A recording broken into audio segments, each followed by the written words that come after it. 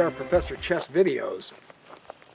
Once again, we're given a problem situation where we see, they've been through 8 or 9 moves each, these particular players.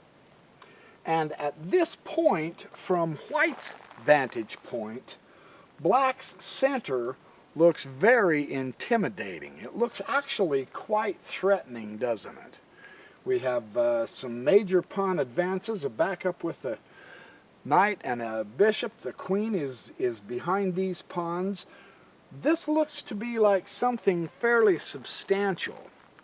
How, as White, do we deal with this kind of a situation? White went ahead and took the pawn that is coming up into the center to alleviate some of the pressure in the center. But this is too obliging. According to Silman, he says he was faced with the threat of e5 to e4. White should have tried to come up with some sort of a counteraction in the center. Look hard at this position. Rather than simply obliging him by taking that, what could you have done? He gives a wonderful option here. If you saw c5, congratulations. That's a good move. Because what this does, after d takes c5, like so, then you've got the bishop to c4, check, and of course the king moves, and now your knight can take e5. Now look at how much better that position is, strength-wise, for White, rather than simply taking the piece, the pawn with the pawn. By advancing the center and continuing your development, you actually end up vastly stronger. What was spooking White here with this particular position is that he was afraid Black was going to go like that. Now Silman says it's important to realize why White missed this c5 move is because he was overwhelmed by this apparent threat forking the knight and the bishop. He saw that and he freaked out. But Silman insists it's easy to exclude your own responses if you panic. Don't panic. Look the entire situation over, find what's positive for your side, and do what's positive. As it turned out, White took the pawn. So Black responded in kind, and now we're here still say we're threatened with the same threat, except now White pushes his pawn up to e4, and of course Black goes to f4. Now, from this point, we notice that what are the imbalances? At this point, Black has carved out a lot of space for himself on this side of the board, hasn't he? Yes. So we know Black's, because of the way he's done his pawns, Black has more space here and he's going to come to here. He will launch a kingside attack, preferably by pushing the pawn and then going boonk, boonk, boonk. And then you can break up the opponent's pawns.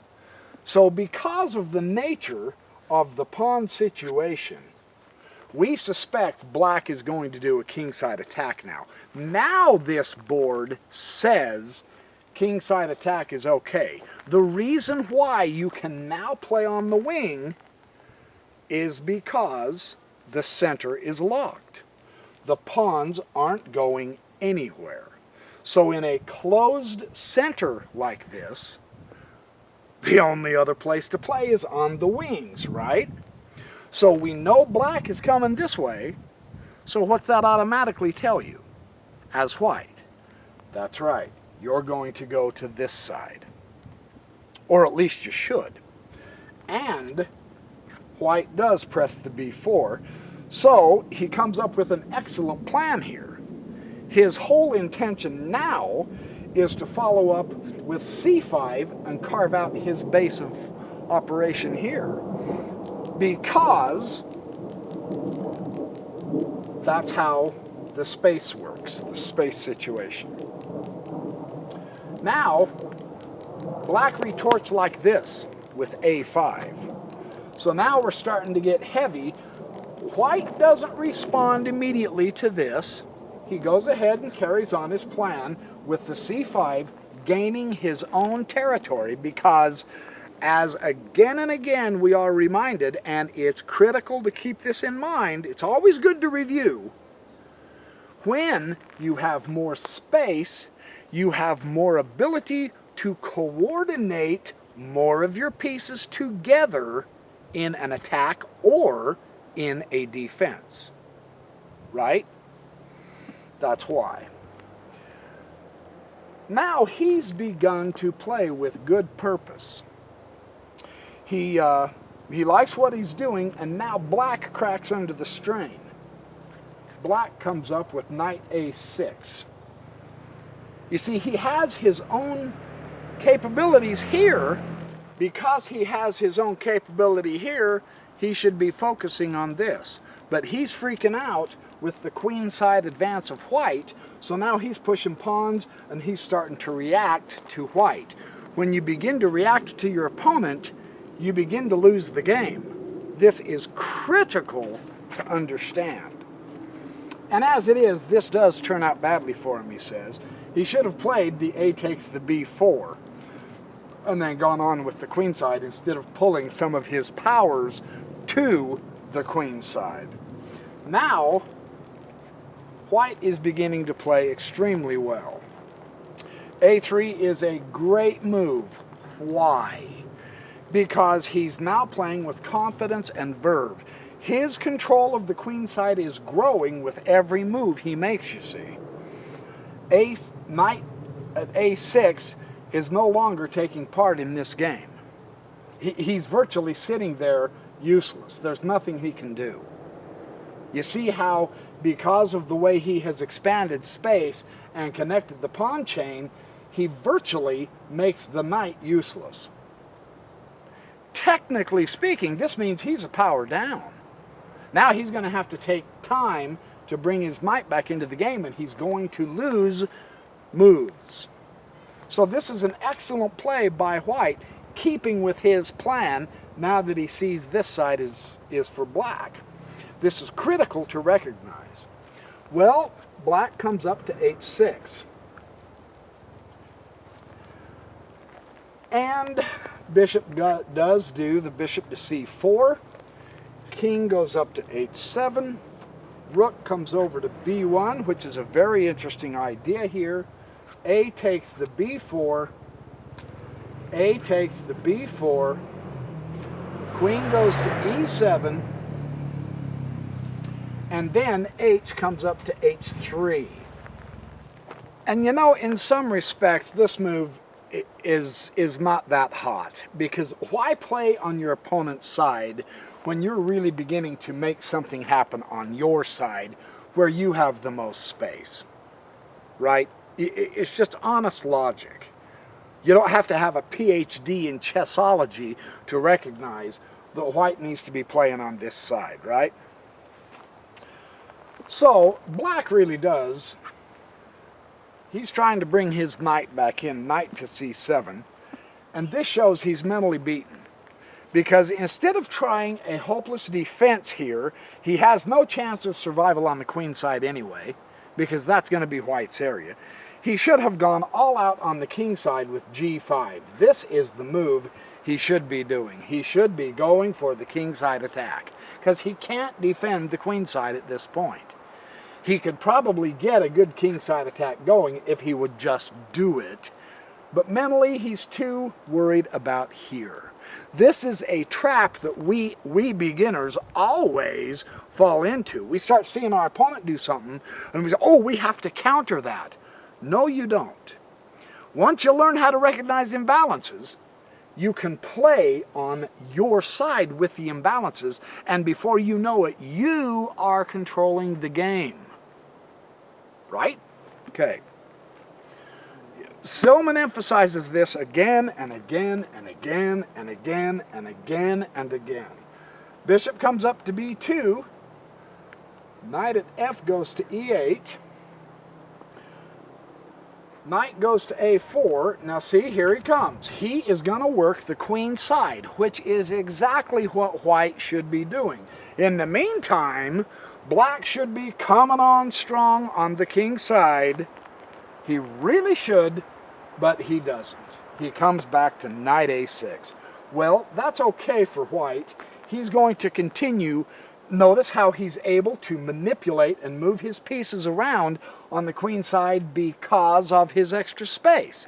This is wonderful to see it in action. It's one thing to say, yes, when you have more space on a wing, go ahead and play in the wing and it's easy to coordinate.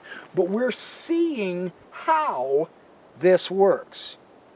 This is awesome. I can't help it. This is awesome. This defends b4. Bringing up the queen here. Now he has no weaknesses on this side. It also puts pressure on e5. Now he's got the knight on e5. He's got the queen on e5. This is awesome. He's beginning to focus on defending himself and coming at the weaknesses of black all at the same fell swoop. So this is awesome. Well, the knight e goes to c7. Now see, he's coming back willy-nilly over here. He should be pushing here. Absolutely so. Knight comes over to b6 on a fantastic outpost. Now look at this. That knight rocks. Why is that a permanent outpost? Because there are no pawns here or here to chase him away. It will have to be an exchange with a power to get that knight off that outpost. And you notice, wonderfully so, just like I was saying, it's on his queen side. Because he's making things happen on his queen side. He's rocking and rolling right now. This is awesome to watch. He's got a beautiful fork on the bishop and the rook too. So this is spectacular to see this. Rook, of course, comes to b8, and now the rook at e comes to d1. Look at that, right up the gut. There's that open file. What have I said about open files 100 times? Absolutely. You can see white is in control because he's playing with his positive imbalances. This is a beautiful illustration of that. I love this lesson by Silman. Now, knight goes to a8. Oh, and by the way, he says, if you saw knight takes c8 and you wanted to do that, shame on you. And the question is, what? Why? Because why put an absolutely... This rank on the 6th rank is the most powerful place to put a knight. Why on earth would you exchange your king of a knight for a punk of a bishop who has done nothing and is doing nothing? No. If you saw that move, no dice. This is the power place. Just so you know. So,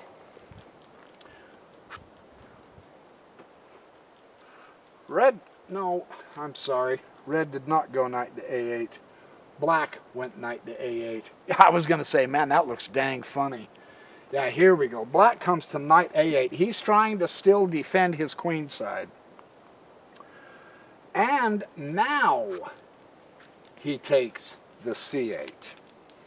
Now this makes sense. Why, when just a minute ago it didn't make any sense at all? Here's why. White grabs the two bishops and leaves the black knight looking absolutely silly on a8.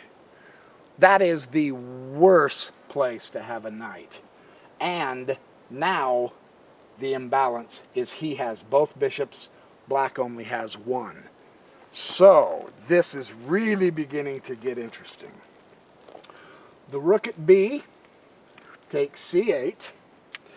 The rook here comes all the way up to d6. Again, notice this, because white properly pushed his pawns to give himself space on the queen side. He has properly grabbed the open file. Now he can use this as an outpost for his rook. That's awesome, man. There's no pawns here. The pawn's already passed. The pawn here is passed. That's a permanent outpost for that rook, man. Now he's got a sixth rank this way and a file all the way cutting the board right in half. White's playing doggone good chess. Now the knight at 8 comes to c7. So now, see, these knights, have you noticed, all of black knights is just simply prancing back and forth in a corner, worthless, because black worried about white playing on the queen side. All this time, he could have been marching down here and dominating the white king. He could have had his knights down here where it would have made a difference. Instead, he's moving back and forth and jumping from the corner to the side, up and down and around. You know, it's a complete waste of moves on his part.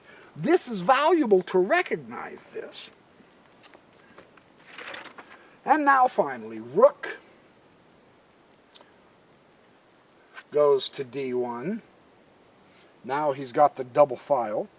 And the rook at c comes to d8. You simply can't let a double rook like this if you can at all help it.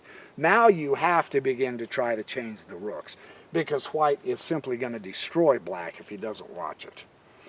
But now white does something really stupid. And this is part of the point of this lesson. What would you do now if you were white? I'll show you what white did. That is an absolute no-no. He took the rook. Stillman says this is horrible. Why trade off one of your super rooks for black's pathetic pieces on d8 and f8? You had it made. It was on an outpost, man. You were dominating the game. Why do you trade them off? If they're going to be traded, let black do the trading. Don't you give up your super rooks. Beautiful sense, right? That's what I love about Silman. He is so sensible. I love this stuff. Whenever are you going to make a trade, ask if your pieces are better than his. If they are, only go through with the exchange if you are making some other kind of a major gain. He had many different winning combinations, and he completely threw it away by doing that.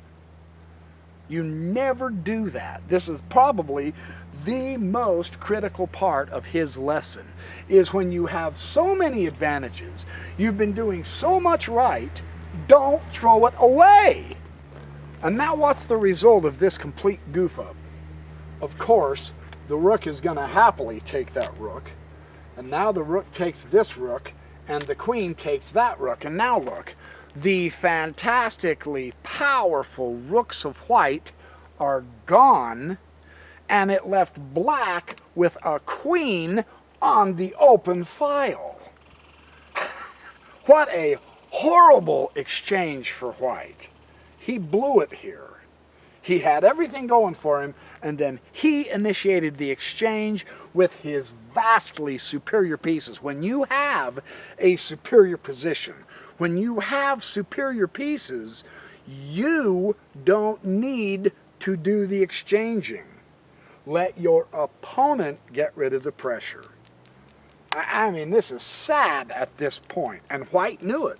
He realized, holy crap, I threw the game out. But it's a learning process. This is the beauty of chess. You play, you make mistakes, you learn. I bet white never does this again. And now he goes queen b3, of all things. So he's feeling disoriented, of course, by the change of the position entirely. Now he's no longer playing against enemy targets, and he's calling the tune. Instead, he is now reacting to black. It's interesting to see how it changes. Black all this game has been reacting over here with his knights and his pawns to white. Now white begins to react to the changed board situation to black. Black comes up here to e7, bishop to g8 check, and of course, this didn't do a lot for him. In fact, it didn't do anything for him as far as that goes. Now he's coming here to queen f7, and you think this looks like a great attack, but examine it. Look at the problem here. Queen takes the f7. Now the queens are gone. Bishop takes the f7. Now we have a queenless game, and now the knight takes the weak pawn b4, and this is a reality check. All of a sudden what we see here is the black knights are beginning to show alarming activity as compared to what they were doing. Now all of a sudden they're jumping into the game and dominating this game. And they shouldn't be, because white has both bishops. He's the one that should be winning this game. Well, bishop takes e5. He goes ahead and clamps down on a weakness. And now the black bishop takes e5. Now the knight takes e5. The king comes to g7. The bishop drops down here to b3. The knight at c goes to a6. The knight here goes to d7. He's trying like crazy to keep these knights from wiping him out. Now the knight comes down here to d3, and it's astonishing how fast this game turned around. And then knight at a takes c5, and all of a sudden you have an absolute complete destruction. All because he initiated the exchange, giving up his powerful pieces in a powerful position. So there's a lot of lessons here. Get your plans into action as fast as you can, which is what white did correctly on the queen's side. And we saw black reacting to that. By making unnecessary preparatory moves, you will give your opponent time to carry out his plans. So don't do prepare moves, just do the moves. Get with it. If you focus too hard on what your opponent is going to do, it's easy to exclude your own possibilities out of panic, or you overlook even better possibilities. When you play with confidence and purpose, your opponent will begin reacting to your play, as we saw black originally doing early in the game to white on the queen's side. Try not to make moves on your opponent's side of the board. If you do, make sure that you're not needlessly reacting to imaginary threats, like this move here. That was a waste of move. There was no necessity because he had everything going here at one point. Take away as many squares as possible from the enemy pieces when you have a spatial advantage. If your only chance is to play on one side of the board, go all out and play on that side of the board. Whichever side of the board you need to play on, go total out on it. Don't do it half-willy. You've got to totally go to that side of the board. You're never going to have, there's no point in trying to make yourself have a hopeless defense. And then whenever you're going to make a trade, always make sure that if your pieces are better than your opponent's, then don't you trade. You let your opponent come and trade your pieces. White had the game and he threw it away because of that. And then the way to beat knights is take away all their advanced support points, and by this point in the game, the knights completely destroyed him because he couldn't take away any of the advanced support points. Eventually, I suppose, he has to take that, and now you can see that black has two passed pawns, white only has a bishop. It's a very interesting situation to see how this works. So this particular game is an extremely powerful illustration of many of the imbalances and of how to play those imbalances. So, thanks for watching my chess videos. I enjoy making these because I'm getting so much out of them myself. I'm a beginner just like a lot of you who are watching these. For those of you who are advanced and you want to make fun of the beginning stuff, that's okay. Sometime we beginners are going to catch up to you and we're going to kick your butts in tournaments. You laugh now, we'll come after you. How's that for a great chess challenge? Here, give me a few years. I'm going to tromp some of you smart mouths. So you better stay sharp. Thanks for watching my videos, and happy checkmating, and I'll see you in the next videos.